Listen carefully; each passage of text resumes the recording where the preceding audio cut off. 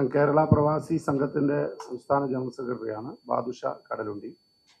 ഇത് പ്രവാസി സംഘത്തിൻ്റെ സംസ്ഥാന ട്രഷറർ KC സജീവ് തൈക്കാട്. ഇത് പ്രവാസി സംഘം ജില്ലാ സെക്രട്ടറി BL അനിൽകുമാർ. ഇത് പ്രസിഡന്റ് പോച്ചൽ നാസർ. ഇത്തരത്തിലൊരു പത്രസമ്മേളനം വിളിക്കാൻ കാരണം നാളെ കേരളത്തിലെ പ്രവാസികളുടെ ഈ ബഡ്ജറ്റ് പ്രവാസികളെ അവഗണിച്ചത് പ്രതിഷേധിച്ചുകൊണ്ട് പ്രവാസി സംഘത്തിന്റെ നേതൃത്വത്തിൽ നാളെ നിയമസഭയിലേക്ക് മാർച്ച് ചെയ്യുക. കേരളത്തിന്റെ നിയമസഭയിൽ അവതരിപ്പിച്ച ഈ ബഡ്ജറ്റ് ഒരു നിലക്കും പ്രവാസികളെ അഭിസംബോധന ചെയ്യുന്നില്ല എന്ന ശക്തമായ പ്രതിഷേധം ഞങ്ങൾ രേഖപ്പെടുത്തുക. സമീപഭാവിയിലുള്ള ഏത് ബഡ്ജറ്റുകൾ പരിശോധിച്ചാലും പ്രവാസികളെ കുറിച്ച് കൃത്യമായി അവരുടെ ക്ഷേമവും അവരുടെ സംരക്ഷണവും ഒക്കെ ഉറപ്പുവരുത്തുന്ന വിധത്തിലുള്ള ബഡ്ജറ്റുകളാണ് കാലാകാലങ്ങളിൽ നിയമസഭയിൽ അവതരിപ്പിച്ചിട്ടുള്ളത്. VD സതീശൻ അവതരിപ്പിച്ച ഈ ബഡ്ജറ്റിനകത്ത് അദ്ദേഹത്തിന്റെ സ്പീച്ചിൽ തന്നെ 2 ഭാഗത്ത് മാത്രമാണ് പ്രവാസികളെ സംബന്ധിച്ച് പറയുന്നത്. ഒന്ന്, അദ്ദേഹം പറയുന്നു പ്രവാസികളുടെ ഒരു ഇൻവെസ്റ്റ്മെന്റ് ട്രസ്റ്റ് ഫണ്ട് രൂപീകരിച്ച് നിക്ഷേപം നടത്താനുള്ളതാണ്. പ്രവാസികളെ നേരത്തെ തന്നെ നിക്ഷേപം നടത്താനുള്ള നോർക്കയ്ക്ക് കീഴിലൊക്കെ നിരവധിയായ പദ്ധതികളുണ്ട്. പ്രവാസി NDPRM പോലുള്ള സർക്കാർ നേരത്തെ ഉള്ള ഒരുപാട് പദ്ധതികളുണ്ട്. ആ പദ്ധതികൾക്ക് ഊർജം പകരുന്ന ഒരു കാര്യവും ഈ ബഡ്ജറ്റിനകത്ത് പറയുന്നില്ല. മറിച്ച് പുതിയ പദ്ധതി പറഞ്ഞുകൊണ്ട് ഒരു വാചക കസരത്ത് നടത്തി പോവുക മാത്രമാണ്. രണ്ടാമത് പറയുന്നത് പ്രവാസി ക്ഷേമനിധി ബോർഡിനെ കാര്യക്ഷമമാക്കുമെന്നാണ് പറയുന്നത്. പ്രവാസി ക്ഷേമനിധി ബോർഡിനെ കാര്യക്ഷമമാക്കുമെന്ന് പറഞ്ഞാൽ അത് എന്തെങ്കിലും കാര്യക്ഷമമല്ലാത്തത് ഉണ്ടോ എന്നാണുള്ള സംശയം. അവിടെ പ്രശ്നം എന്താണ്? അവിടെ പ്രധാനമായിട്ട് സാമ്പത്തികമാണ് പ്രശ്നം. എല്ലാ ബഡ്ജറ്റിലും പ്രവാസി ക്ഷേമനിധി ബോർഡിന് പ്രത്യേകമായി ഫണ്ട് അനുവദിച്ചുകൊണ്ട് അതിനെ സഹായിക്കുകയാണ് ചെയ്യുന്നത്. 10 ലക്ഷത്തോളം അംഗങ്ങൾ ഈ ക്ഷേമനിധിയുമായി ബന്ധപ്പെട്ട് നിൽക്കുക. ഏതാണ്ട് 1 ലക്ഷം പ്രവാസികൾക്ക് പെൻഷൻ കിട്ടുന്ന ക്ഷേമനിധി ബോർഡാണ്. അത്തരത്തിലൊരു ക്ഷേമനിധി ബോർഡ് അതിനെ സഹായിക്കാൻ അതിന്റെ മെയ് മാസത്തെ പെൻഷൻ കഴിഞ്ഞ ഗവൺമെന്റ് ഏപ്രിൽ മാസത്തെ വരെ പെൻഷനും കൊടുത്തിട്ടാണ് പോയിട്ടുള്ളത്.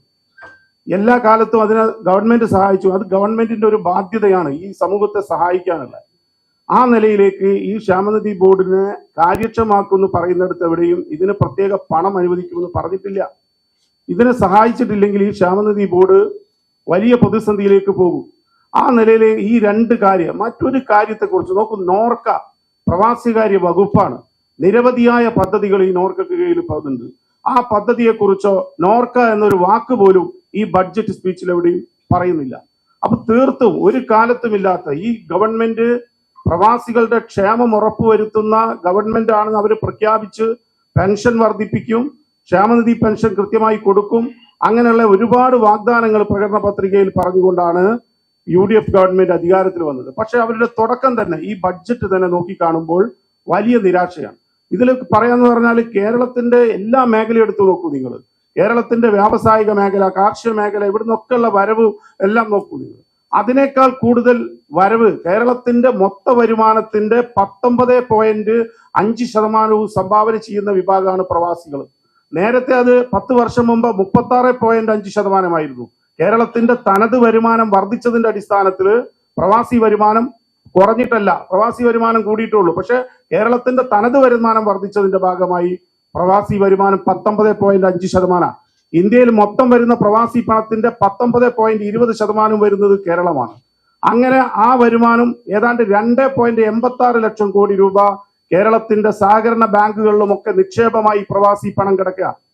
10 ലക്ഷം കോടി ആയിട്ടുണ്ട് എന്നാണ് പുതിയ കണക്കുകൾ പറയുന്നത്. ഈ പശ്ചിമേഷ്യയിലെ സംഘർഷമെല്ലാം നിക്ഷേപം ഷിഫ്റ്റ് ചെയ്തതിന്റെ ഭാഗമായിട്ട് 10 ലക്ഷം കോടി രൂപ കേരളത്തിന്റെ ബാങ്കുകളിൽ നിക്ഷേപമുണ്ട് എന്നാണ് കണക്കുകൾ സൂചിപ്പിക്കുന്നത്.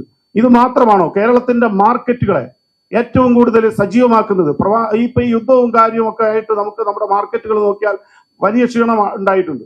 പക്ഷേ ഈ മാർക്കറ്റുകൾ ഏറ്റവും ചലനാത്മകമാക്കുന്നത് ഈ സമൂഹമാണ്. വാങ്ങൽ കഴിവുകൾ, കേരളത്തിന്റെ വാങ്ങൽ കഴിവുകളെ ശക്തിപ്പെടുത്തിയത് പ്രവാസികളാണ്. അങ്ങനെയുള്ള ഒരു വാങ്ങൽ കഴിവ് പോൽ ശക്തിപ്പെടുത്തിയതിന്റെ ഭാഗമായി GST ഇനത്തിലുണ്ടായിട്ടുള്ള വർധനവ്, ഇതെല്ലാം കേരളത്തിന്റെ സാമ്പത്തിക മേഖലക്കകത്ത് ഈ സമൂഹം എങ്ങനെയാണ് ഇടപെടുന്നത്? അത്രമാത്രം സ്വാധീനമുള്ള ഒരു വിഭാഗമാണ്. ഈ വിഭാഗത്തെ അഡ്രസ് ചെയ്യാതെ ഈ ബഡ്ജറ്റ് പോവുക എന്ന് പറഞ്ഞാൽ ഈ ഗവൺമെന്റിന്റെ പ്രവാസി വിരുദ്ധ നയത്തിന്റെ സൂചനയാണ് എന്ന് ഞങ്ങൾ ഭയപ്പെടുന്നു. അതുകൊണ്ടാണ് ഈ പ്രശ്നത്തെ കാര്യമായിട്ട് ഉയർത്തിക്കൊണ്ടുവരണമെന്ന് ഞങ്ങൾ ആഗ്രഹിച്ചിട്ടുള്ളത്. കാരണം ലക്ഷക്കണക്കിന് വരുന്ന ആളുകൾ ഇതിന്റെ പ്രവാസികളുടെ ക്ഷേമവും പെൻഷനും ഇതൊക്കെ ആശ്രയിച്ച് കാത്തിരിക്കുകയാണ്. അവർ വലിയ പ്രതീക്ഷയിലായിരുന്നു ഈ ബഡ്ജറ്റിൽ കുറെ പണം നീക്കി വെക്കുന്നത്. കാരണം അംശാദായവും കൊടുക്കാനുള്ള തുകയും തമ്മിലുള്ള അന്തരമാണ് ക്ഷേമനിധി ബോർഡിന്റെ വലിയ പ്രശ്നം. അപ്പൊ ഇതിലൊന്നും ഒരു മുഖവിലക്കെടുക്കാതെ ഈ ഗവൺമെന്റ് പോകുന്നുണ്ട്. അത് ഒരു ശരിയായ രീതിയല്ല. അത് ഈ ബഡ്ജറ്റിന്റെ ചർച്ച നടന്നുകൊണ്ടിരിക്കുകയാണ്. ആ ചർച്ചയിലെങ്കിലും ഈ പ്രവാസി ക്ഷേമനിധി ബോർഡിന് പണം നീക്കി വെക്കാനോ അല്ലെങ്കിൽ അതിന് മറ്റ് വഴികൾ കണ്ടെത്താനോ ഉള്ള ഒരു നിലപാട് ഗവൺമെന്റ് സ്വീകരിക്കണമെന്ന് ശക്തമായിട്ട് ആവശ്യപ്പെടുക. ലോകത്തെമ്പാടുമുള്ള മലയാളികൾ ഈ പ്രതിഷേധത്തിൽ പങ്കാളിയാകുന്ന അവസ്ഥയാണ് നമുക്കൊക്കെ കാണാൻ വേണ്ടി കഴിയുന്നത്. അപ്പൊ അതുകൊണ്ട് എല്ലാ നിലയിലും ഞങ്ങൾക്ക് നിങ്ങൾ മാധ്യമങ്ങളോട് അഭ്യർത്ഥിക്കാനുള്ളത്, ഞങ്ങളെ ഈ പ്രശ്നങ്ങൾ നിങ്ങൾ ഉയർത്തിക്കൊണ്ടുവരാൻ സഹായിക്കണം. കാരണം ഇതൊരു വലിയ സമൂഹമാണ്. പ്രവാസി എന്ന് പറഞ്ഞ വലിയൊരു സമൂഹമാണ്. ആ സമൂഹത്തിന്റെ പ്രശ്നം കേരളത്തിന്റെ ഒരു പൊതു പ്രശ്നമാണ്. ആ പൊതു പ്രശ്നം ആ രീതിയിലേക്ക് ഉയർത്തിക്കൊണ്ടുവരാൻ കഴിയാതെ പോയാൽ ഞങ്ങളെപ്പോലെയുള്ള പ്രവാസികളായിട്ടുള്ള ലക്ഷക്കണക്കിന് മനുഷ്യരുടെ സങ്കടം പേറേണ്ടി വരും നമുക്ക്. അതില്ലാതിരിക്കാനുള്ള ഇടപെടൽ മാധ്യമ രംഗത്ത് നിന്ന് ഉണ്ടാവണമെന്ന് കൂടിയാണ് ഞങ്ങൾക്ക് ഈ സന്ദർഭത്തിൽ അഭ്യർത്ഥിക്കുക.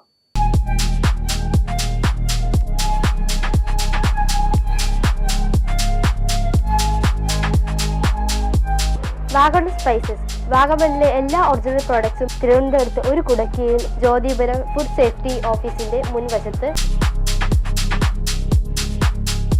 കശുവണ്ടി, കുരുമുളക്, ഗ്രാമ്പു, ഏലക്ക, പട്ട, കാഷ്യൂനട്ട്, നട്ട്സ്, ആൽമണ്ട് എന്നിവയെല്ലാം ഇവിടെ ലഭ്യമാണ്. ഞങ്ങളുടെ സഹോദര സ്ഥാപനം Vagamon spices dry fruits and drinks വാഗമണിൽ ചോറ്റുപാറയിലും ഇപ്പോൾ ആരംഭിച്ചിരിക്കുന്നു.